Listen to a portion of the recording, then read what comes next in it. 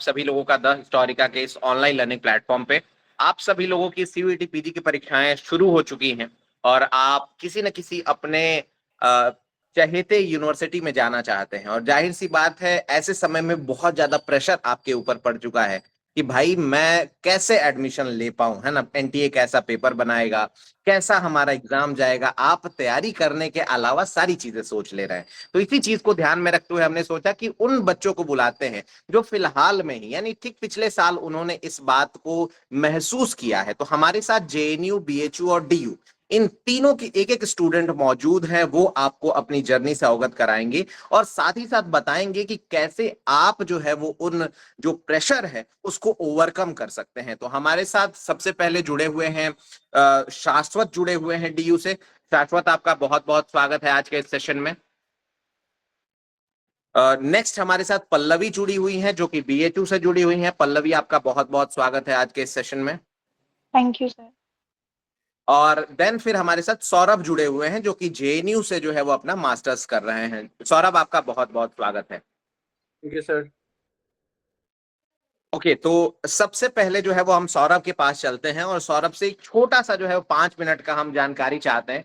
सौरभ, आप पहले तो थोड़ा सा अपना इंट्रोडक्शन दे दीजिएगा और उसके बाद बताइए कि लास्ट मिनट के प्रेशर को कैसे हैंडल करते हैं। लास्ट डे आपने क्या किया था अपने प्रेशर को हैंडल करने के लिए, कितनी तैयारी जरूरी होती है सीयूईटी पीजी के लिए, और अब क्या कर सकते हैं।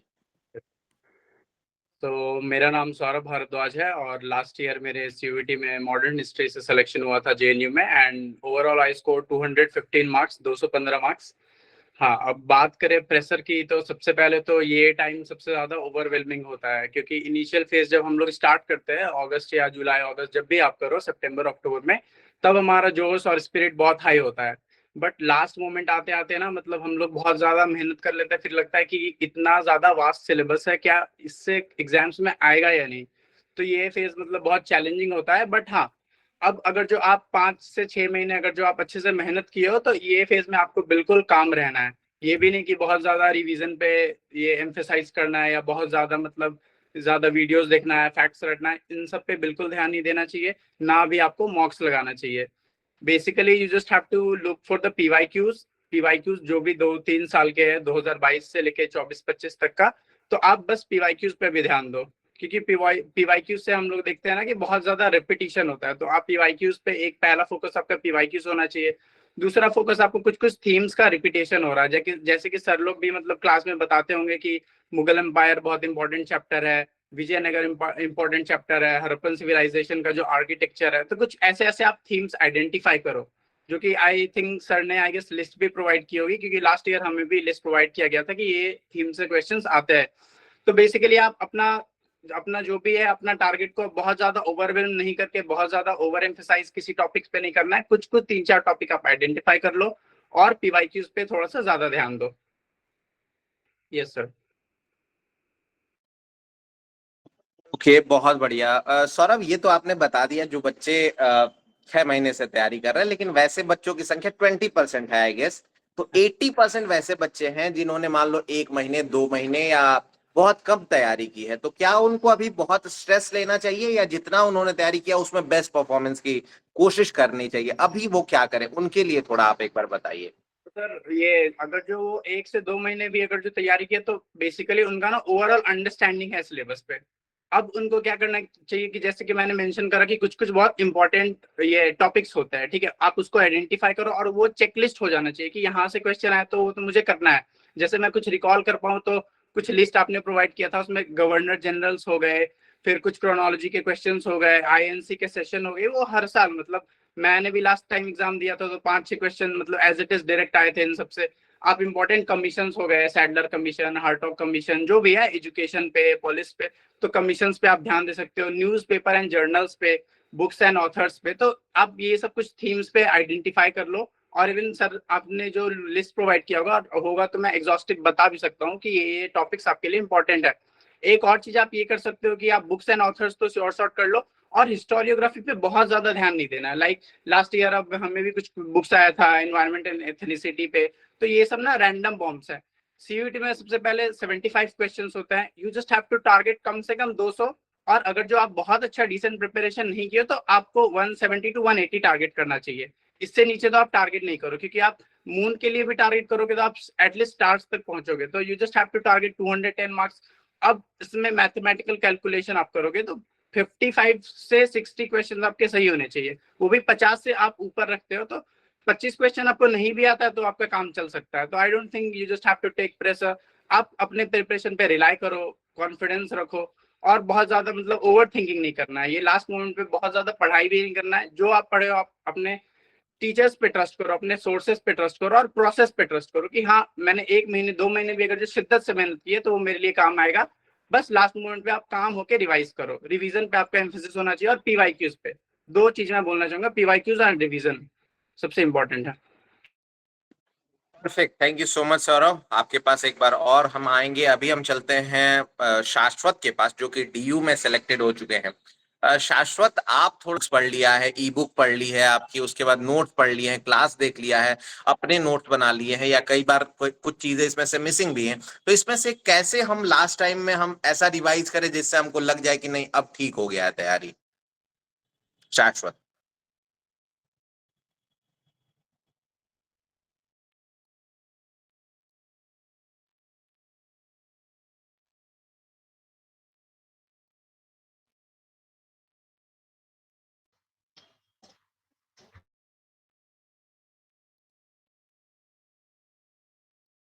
आपकी आवाज नहीं आ रही है शाश्वत, आप एक बार माइक अपना अनम्यूट, या फिर अगर कुछ कनेक्ट किया आपने तो उसको हटा लीजिए, आप डिस्कनेक्ट कर लीजिए। अब आ रही है सर आवाज मेरी? अब परफेक्ट आ रही है, बिल्कुल बोलिए। हाँ। हाँ। तो सर जैसा कि आपने कहा रिवीजन का, तो सर सबसे पहले बात की ये बात तो सत्य है कि हिस्ट्री का सिलेबस अपने आप में एक बहुत बड़ा सिलेबस है। लेकिन अगर हम गौर करें तो कुछ चीजें ऐसी हैं कि अब ऐसा लास्ट मोमेंट पे अगर हम, सबसे पहले तो हमें यह बात समझनी पड़ेगी कि कोई नया चीज पढ़ने के लिए अभी हम मत जाए। जितना हम पढ़ चुके हैं, हमारे पास अब कल और परसों 2 दिन है, और आज का अगर मान लिया जाए, तो हमें ये करना है कि जो भी चीजें हमने पढ़ी हैं वो कौन से टॉपिक है, जहां यहाँ पर सौरभ ने बहुत अच्छी बात की कि वो कौन से टॉपिक है जो बहुत ज्यादा हॉट टॉपिक होते हैं किसी भी एग्जामिनेशन के लिए, तो उस पर हम ज्यादा रिलाई करें, और वो हमारे लिए ज्यादा फायदेमंद हो सकता है। जैसे कि मुगल की बात की, मुगल इंपायर से आप, एक ऐसा टॉपिक है जहां से आप आराम से वहां से क्वेश्चन बनते हैं। मॉडर्न में आप आ जाएंगे तो बुक एंड ऑथर हो गया, गवर्नर जनरल हो गया, कमीशंस हो गए, हमें इस पर अभी ज्यादा रिलाई करना पड़ेगा। जहां पर अगर आप जाना ही चाहते हैं तो इंडस वैली सिविलाइजेशन से जो बेसिकली क्वेश्चन होता है ना, उस वो देखिए कि आपके पीवाईक्यू किस पैटर्न पर क्वेश्चन पूछे हैं, और सिर्फ आप अभी जो भी तैयारी कर रहे हैं पीवाईक्यू के पैटर्न के आधार पर खासकर एंशिएंट से तैयारी कीजिए, क्योंकि एंशिएंट अपने आप में एक कुआं है। अगर आप उसमें फंस गए तो फिर बेसिकली आपका वो 13 तारीख भी बीत जाएगा, आपको समझ से परे होगा। और जहां पर मॉडर्न हिस्ट्री की बात रही, तो मुझे ऐसा लगता है कि आपके लिए सबसे ज्यादा स्कोरिंग चीजें मॉडर्न हिस्ट्री रहेंगी। और वहां पर एक चीज जो सबसे ज्यादा आपको गौर करनी है कि कोई वहां पर फैक्चुअली आप उलझ सकते हैं, तो आप कॉन्सेप्ट अपना इस तरीके से क्लियर रखिए कि कोई भी चीज ऐसा ना हो कि कोई, बहुत बार ऐसा होता है कि हम किसी बेसिक बेसिक चीजों में हमें आता भी हुआ आंसर हम गलत कर देते हैं। और जहां तक हिस्टोग्राफी का बात है तो वो एक अनंत कुआं है, हम इतना ही उसके लिए करें कि जितना हो सके कि नहीं चलो हमको आता है। और हम एक जो मैंने गलती की थी पिछले साल, मैं चाहूंगा आप लोग मत कीजिए, वही के उसी के कारण मैं फिलहाल ड्यू में हूँ, कि हिस्टोग्राफी पर जितना ही क्वेश्चन आ रहा है उतना ही टच कीजिए। आप ज्यादा छेड़छाड़ अगर उसके तरफ कीजिएगा तो आपके लिए परेशानी का वो सबब बन सकती है। और हाँ, जैसा कि एक बहुत ज्यादा मैं कहना चाहूंगा जिस पर हमें ज्यादा फोकस करना चाहिए, कि जितना क्वेश्चन हमें आता हो पहले तो हम वो कर लें, कि जो क्वेश्चन हम श्योर हो कि नहीं ये क्वेश्चन हम श्योरिटी के साथ कर सकते हैं।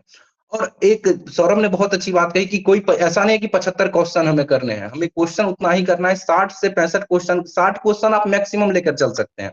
आपकी पहली प्रायोरिटी क्वेश्चन करना नहीं होना चाहिए, आपकी पहली प्रायोरिटी होना चाहिए कि हम कितना सही क्वेश्चन करें। अगर आप ज्यादा सही क्वेश्चन करते हैं, आप सपोज कीजिए कि आपने जो है सो 52 54 55 किया और उसमें से आपने बहुत कम 2 4 ही आपकी गलती हुई, तो आप एक बेहतर, मतलब आपके लिए एक बहुत हो सकता है कि आप जेएनयू भी पहुंच जाए।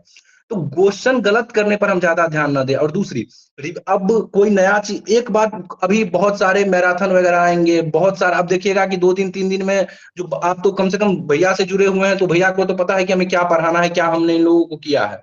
तो यहाँ पर तो फिर भी ठीक है, लेकिन अब देखिएगा 18 18 घंटे का मैराथन चलेगा, तो उन सब चक्कर में मत फंसिए। सबसे बड़ा बात है कि यहाँ पर ये चीज हमें ज्यादा करना है कि जो भी चीजें पढ़ाई गई है उस चीजों को हम कैसे कंसंट्रेट करें। और रिवीजन रिवीजन अभी हम एक तरीके से चार्ट बेसिस जो भी बेसिक है उस चीज पर अगर हम जितना ज्यादा फोकस कर सकते हैं वो हमारे लिए उतना फायदेमंद होगा। जैसे मेडाइवल हिस्ट्री से आपको जो पहला चीज करना है ना, बुक एंड ऑथर, वो वाला पोर्शन इतना इंपॉर्टेंट है, आप वहां पर आराम से फंस सकते हैं। तो वहां पर दूसरा, भक्ति एंड सूफी मूवमेंट में वो एक मेजर टॉपिक है, जहां से आपसे पूछ दिया कि मोहिउद्दीन चिश्ती पहले हो गए या गज सिकंदरी पहले है, निजामुद्दीन औलिया, ये क्रम को आप लोग अभी आपके हाथ में ये सब चीजें हैं कि आप आराम से कर सकते हैं। आपको दे दिया कि भक्ति मूवमेंट में कबीर, नानक, रैदास, इन्हीं पर, इनका सीक्वेंस में आप फंस सकते हैं। तो आप इस पर ज्यादा कीजिए कि हमें कहां पर हमें आपको खुद पता होगा कि मैं यहाँ पर कंफ्यूज रहता हूँ, आपने इतना पढ़ा होगा तो जरूर पता होगा, इन सब चीजों को कीजिए। और जैसा कि सर हम तो अभी 1-2 दिन आपका मैराथन क्लास चलने वाला है, सर ले रहे हैं, तो उस पर बेसिकली सर को पता है कि सर ने क्या पढ़ाया और वो हम लोगों से बेहतर जानते हैं कि कौन हॉट टॉपिक है। तो एक ही चीज कहूंगा कि किसी भी दूसरे चैनल पर भी रिलाई मत होइएगा कि वहां पे 18 घंटे का एक मैराथन है, 12 घंटे का, 16 घंटे का। अगर आप उधर गए तो फिर आप फंस जाइएगा। जो यहाँ पर सर पढ़ा रहे हैं आप समझिए कि ये बहुत ज्यादा हमारे लिए फायदेमंद है। और ये सोचिए कि हर इंसान को पता होता है कि हम कहाँ गलत हैं, हम कहाँ कॉन्सेप्चुअली भी हमारे अंदर कमी है, कहाँ पर हम एक तरीके से क्रोनोलॉजी में फंस सकते हैं। तो उन चीजों को जितना सुधार किया जा सकता है ना, मैं समझता हूँ वो ज्यादा बेहतर रहेगा। बहुत बढ़िया शाश्वत, और मुझे लगता है कि आपकी बातें बहुत ज्यादा महत्वपूर्ण रही हैं बच्चों के लिए। और जैसा कि आपने कहा, बिल्कुल सही कहा भाई। द हिस्टोरिका की कोशिश यही रहती है कि हम जितना ज्यादा बच्चों को पकड़ सके वो हम 10 दिन पहले ही पकड़ लेते हैं। तो हमारी जो लास्ट मैराथन चली है वो 8 तारीख को चली है, उसके बाद कोई मैराथन नहीं चलेगी, क्योंकि अब समय आपका है, आपको रिवीजन करना है। आज या कल तक जो है वो हमारी लास्ट क्लास चलेगी, उसके बाद हम परसों दिन आपको एकदम नहीं छूने वाले। छोटे छोटी चीजें जो है वो बस आपको बेसिक्स बताएंगे, ताकि आपको वो एग्जाम में काम आ जाए। और मैराथन अभी बिल्कुल किसी काम का नहीं है ना। तो ये चीज आप बिल्कुल शाश्वत आपने सही बताया। अब हम चलते हैं पल्लवी के पास। पल्लवी, पहले हमारी क्या स्ट्रेटेजी होनी चाहिए, कैसे हमको कपड़े पहनना चाहिए, नींद क्या हमको भरपूर लेना चाहिए या नहीं लेना चाहिए, है ना? कितने देर पहले सेंटर पे पहुंच जाए, एग्जाम देने का क्या हमारा रूटीन होना चाहिए, ये थोड़ा सा जो है वो बेसिक बेसिक बातों को बताइए जो बच्चों के लिए महत्वपूर्ण हो। पहले तो मैं ये सर मैं पहले एक इस टॉपिक पे बात करना चाहूंगी। जैसे आपने सौरभ से क्वेश्चन पूछा था कि जो 5-6 महीने से कर रहे हैं उनका तो समझ आता है कि मतलब उनका बहुत अच्छा हो जाता है एट द एंड आते आते। लेकिन मैंने भी जनवरी में प्रिपरेशन स्टार्ट की थी, मेरा ऐसे पहले से नहीं था। और मार्च में हमारा एग्जाम था 28 मार्च को। तो मैं ये कहना चाहूंगी कि अगर आप 1-2 महीने भी अपना 100% देते हैं और द हिस्टोरिकल से मतलब रेगुलरली जुड़े रहते हैं, तो आप जा सकते हैं आराम से। आप बीएचयू, डीयू, जेएनयू भी जा सकते हैं, इसमें कोई मतलब दोहराई नहीं है। और जैसे कि इन दोनों ने बहुत अच्छे से काफी सारी चीजें समझा दी हैं पहले कि क्या क्या टॉपिक्स होते हैं। और सबसे बड़ी बात, जो क्रोनोलॉजी वाले क्वेश्चंस होते हैं वो बहुत ही मतलब आने लगे हैं। तो मैं एक दिन पहले का बस मैं यही बोलूंगी कि आप बस रिलैक्स रहें, अच्छा खाना खाएं, अच्छी नींद लें, और बस टेंशन ना लें। सब कुछ मतलब अपना तो 100% दे दिए हैं, अब आप भगवान के ऊपर छोड़ दीजिए कि आपको जहां जाना होगा वो वहां पहुंचा ही देंगे। ऐसी कोई बात नहीं है। और एक अपना मैं एक्सपीरियंस और साझा करना चाहूंगी कि जैसे मेरा, कई बच्चों का यहाँ भी पहली बार सीबीटी मोड वाला एग्जाम होगा, मेरा भी पहली बार था। तो पहले तो मुझे भी थोड़ा सा डर लग रहा था, बट वहां जाने के बाद मतलब सारा कुछ वो खत्म हो गया, क्योंकि बहुत समय तो काफी होता है हमारे पास वहाँ। हम आराम से उतने टाइम में 75 क्वेश्चंस आराम से कर पाते हैं। और मतलब शुरू में ना हमें इजी क्वेश्चंस भी टफ लगेंगे जब एकदम से सिस्टम ओपन होगा। और वो मतलब हमारी मतलब होती है ऐसी आदत कि हम पहला क्वेश्चन ना करके पहले एक बार थोड़ा थोड़ा क्वेश्चन देखने लगते हैं कि दूसरा क्या है, तीसरा क्या है। तो मतलब शुरू में आता हुआ क्वेश्चन भी हमें टफ लगने लगता है, लेकिन जब हम उस फ्लो में मतलब चले जाते हैं तो वो फिर आराम से बन जाता है। तो मैं बस ये बोलना चाहूंगी कि शुरू में आप चाहें ना तो जो 1 सेंटेंस वाला क्वेश्चन रहता है, जैसे एक सीधा सा क्वेश्चन दिया, 4 ऑप्शन दिए, और आप पहले वो करें, ना कि पहले 1 और 2, 2 और 3, 3 और 4 ऐसा वाला करें और क्रोनोलॉजी वाला करें। तो बस यही। और बस मैंने तो बस सर का यूट्यूब क्लास किया था और मॉक टेस्ट वगैरह दिए थे। तो सर लोग तो जानबूझ के मॉक टेस्ट में भी डिफिकल्ट क्वेश्चन दे देते हैं कि हम लोग पहले से मतलब प्रिपेयर हो जाएं। तो अगर आपके कम भी मार्क्स आते हैं तो आपको घबराने की कोई जरूरत नहीं है, और मतलब हो जाएगा, सब अच्छे से हो जाएगा। अगर आपने अपना 100% दिया होगा तो सर लोग तो 200% देते हैं अपना, तो हो जाएगा। चलो, आई थिंक पल्लवी ने जो वो टेस्ट वाली बात कह दी उससे बहुत लोगों का दिल हल्का हो गया होगा कि सर मेरे ये स्ट्रेस लास्ट टाइम में कैसे मैनेज करते हैं? क्या उनको कोई बच्चा ऐसा है जो 60 नंबर या 50 नंबर आ रहा है तो वो एग्जाम छोड़ दे, क्या ऐसा करना चाहिए उसको? नहीं नहीं सर, ऐसा बिल्कुल भी नहीं है। एग्जाम तो नहीं छोड़ना है, क्योंकि हमें तो पता नहीं होता ना कि एग्जाम में क्या आने वाला है। अगर मतलब अपना आप अच्छे से करके गए हैं तो वहां जाके भी भले आप पहले ना पढ़े हो, पर वो जैसे 1 और 2, 2 और 3 वाला होता है ना, उसमें अगर आप 1-2 भी कर पा रहे हैं तो वो फिर आंसर तक आप पहुंच जाते हैं आराम से। तो छोड़ने वाला तो मतलब नहीं छोड़ना चाहिए। मेरी भी 2 महीने की प्रिपरेशन थी, मेरा भी बहुत स्ट्रेस था कि नहीं होगा नहीं होगा, और मुझे तो नहीं जाना था दूसरे किसी यूनिवर्सिटी में, तो मैं भी छोड़ सकती थी। पर फिर नहीं, आप लोगों से बात की तो आप लोगों ने भी काफी मोटिवेट किया। तो नहीं, ऐसा नहीं है, छोड़ना नहीं चाहिए। आप बेशक एग्जाम दीजिए और बेस्ट ऑफ लक, आपका एग्जाम अच्छा ही जाएगा। चलो, thank you so much Pallavi. Saurabh के पास चलते हैं, एक लास्ट राउंड होगा, 2-3 मिनट का और सेशन है। तो सौरभ, आप क्रोनोलॉजी का आपकी आवाज एक बार ब्रेक हो रही है, थोड़ा सा पास आकर के बोलिएगा। हाँ, यस। भी सही से आ रही है सर? हाँ, अभी ठीक है, बोलिए। तो लास्ट के मोमेंट पे मेरा ये रहता था कि मैं बहुत ज्यादा एक्टिव स्टडी नहीं करता था, बहुत ज्यादा इंटेंस रिवीजन नहीं करता था, कि बस ओवरऑल एक लुक देख लेता था कि क्रोनोलॉजी क्या है, मतलब एक सीक्वेंस पता होना चाहिए आपको, क्रोनोलॉजी पे मैं ध्यान देता था। और थोड़ा पैसिव स्टडी करता था कि कोई एक इंपॉर्टेंट सा थीम है, इंपॉर्टेंट सा टॉपिक है, जैसे ये जैसे ने बोला कि भक्ति सूफी मूवमेंट है, और भी ऐसे ऐसे टॉपिक्स को, तो वो ना मैं बस क्रोनोलॉजी में देख लेता था कौन पहले आया।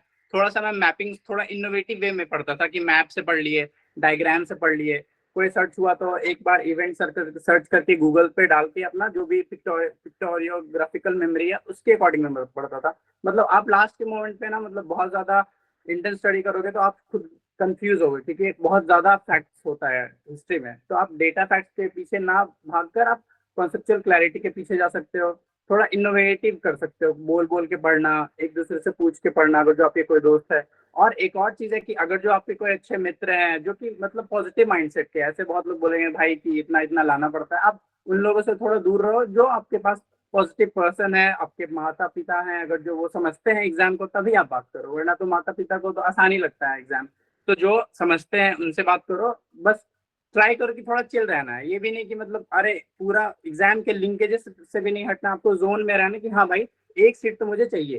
तो ये माइंड में एक जोन रहना चाहिए, और माइंड को आप जितना काम रखोगे, जितना आप पढ़े तभी आप इम्प्लीमेंट कर पाओगे। आप कंफ्यूज हो गए, नर्वस हो गए, तो आपके पास जो लिमिटेड नॉलेज है उसको भी आप यूज नहीं कर पाओगे। तो मेरा सबसे इम्पोर्टेंट एस्पेक्ट ये है कि आपको कॉन्फिडेंट रहना पड़ेगा और आपको ट्रस्ट करना पड़ेगा खुद पे। Yes sir. सर मैं एक और बात और कहना चाहूंगी यस यस कि यस वहां पे जब सिस्टम पे आप बैठते हैं तो आप खुद से अपना मतलब अगर आपको नहीं समझ आ रहा है तो खुद से कुछ करने की जरूरत नहीं है। वहां पे बहुत सारे रहते हैं हेल्प करने वाले, आप उनसे पूछ लीजिए। क्योंकि वहां पे मतलब एज इट इज कुछ करना तो होता नहीं है, बस अपना वो रोल नंबर डाल, वो खुद ही खुला हुआ ही रहता है। बट फिर भी अगर आपको कोई प्रॉब्लम आती है तो आप पूछ सकते हैं बिना अपना ज्यादा कुछ दिमाग लगाए। और अब ऐसे तो आप फोन पे भी मॉक दे सकते हैं, लेकिन जिनके पास लैपटॉप है वो एक बार अपना मतलब सिस्टम पे बैठ के और 1-2 बार दे दें जाने से पहले। और मतलब ये कि और हाँ, सेव तो जरूर से करें, क्योंकि कई बच्चे मैंने वहां एग्जाम सेंटर पे भी देखा है कि कई बच्चे बस बना बना के और सेव नहीं कर रहे थे, बस आगे जा रहे थे। तो ये बहुत, इससे अब ये बहुत बड़ी प्रॉब्लम क्रिएट कर सकती है।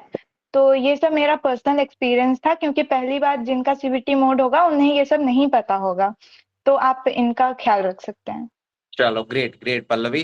शाश्वत, आपसे मेरा प्रश्न ये रहेगा कि मैं ग्रुप में देख रहा हूँ, जैसा कि आपके समय में भी होता था, अभी एक्टिविटीज तुरंत बढ़ जाती हैं। अचानक से जो बच्चे सोए हुए हैं वो भी जग जाएंगे और एक ऐसा क्वेश्चन भेज देंगे ना कि भाई इसका आंसर बता दो। तो सबके अंदर ये रहता है ना कि यार ये वाला सवाल छूट जाएगा तो फिर मेरा कैसे होगा, है ना। कोई जो है वो मुगल एडमिनिस्ट्रेशन का कोई एकदम डीप सा सवाल ले आ रहा है, तो कोई आईवीसी का मैप भेज दे रहा है भाई कि ये वाला देख लो, तो कोई क्रोनोलॉजी का कुछ क्वेश्चन पूछ दे रहा है। तो ये जो अंदर फोमो होता है ना कि ये वाला अगर नहीं देखे तो फिर दिक्कत हो जाएगी, इसको कैसे दूर करते हैं शाश्वत?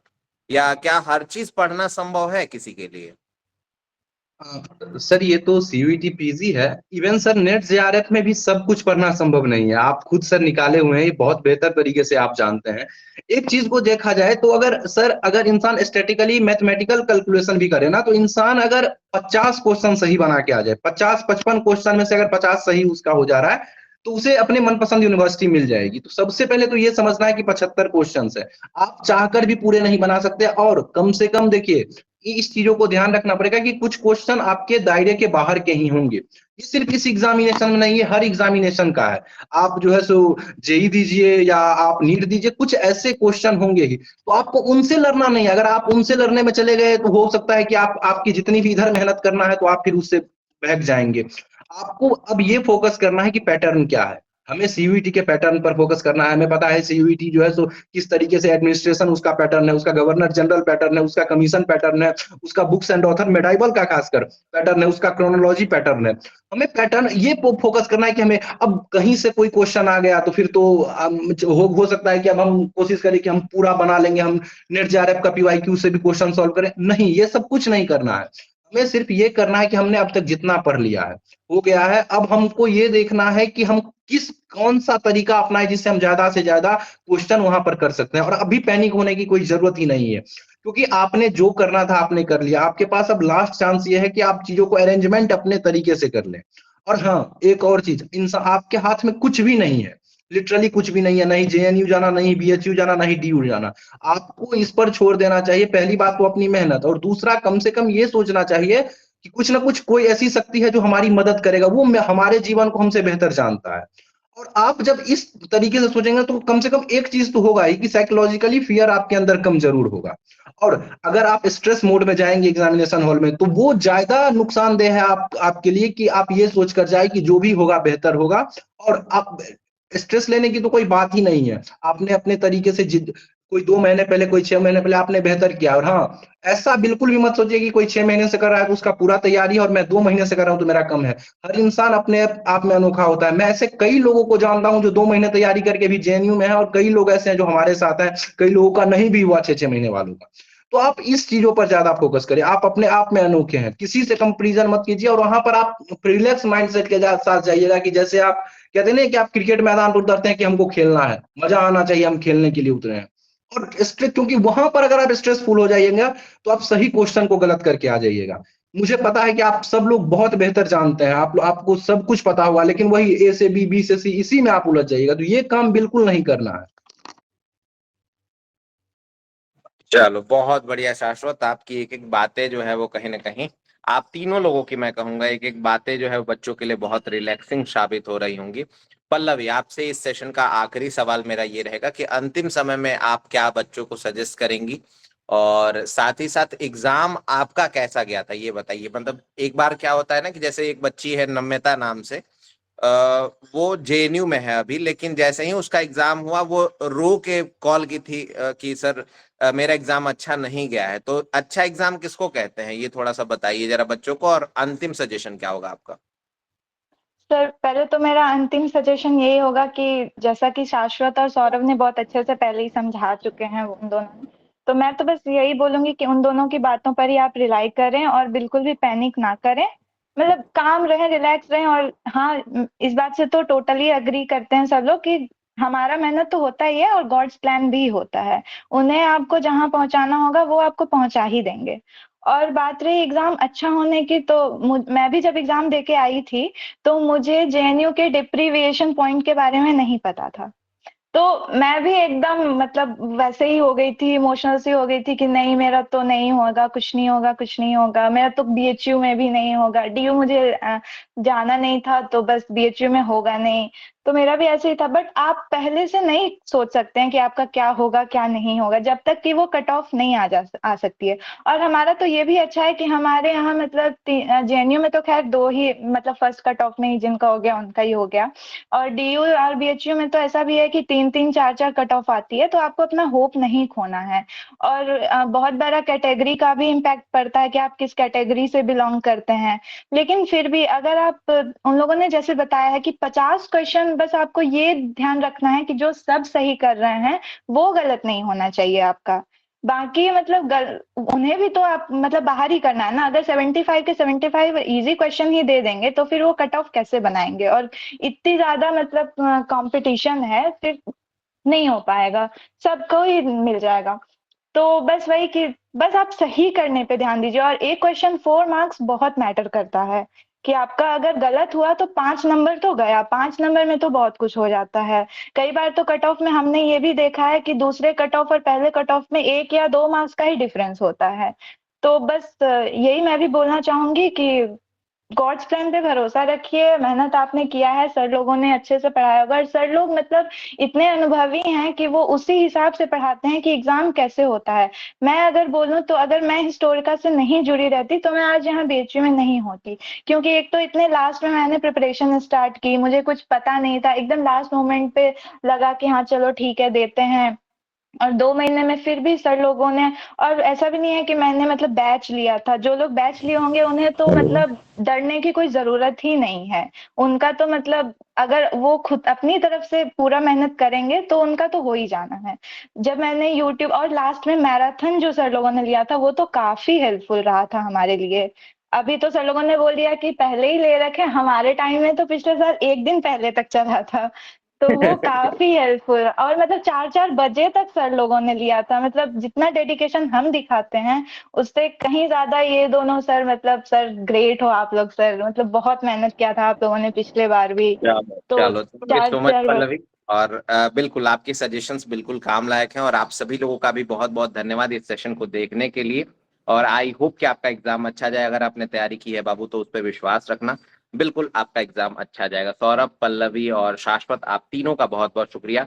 सभी बच्चे जो जुड़े उनका भी बहुत बहुत धन्यवाद। विष्णु सर आप भी आए और आपने ये ऑर्गेनाइज किया, इसके लिए भी आपका बहुत बहुत शुक्रिया, धन्यवाद। आप लोगों से मिलते हैं आपके एग्जाम सेंटर पे भी, और बाद में हम जेएनयू बीएचयू डीयू में भी मिलेंगे, जहां पे मिलकर के आपके सफलता को हम सेलिब्रेट करेंगे और आपके सीनियर्स से भी आपकी मुलाकात कराएंगे। बहुत बहुत धन्यवाद। इस सेशन में इतना ही। Thank you sir. Thank you so thank you much. Sir, all the best सभी को।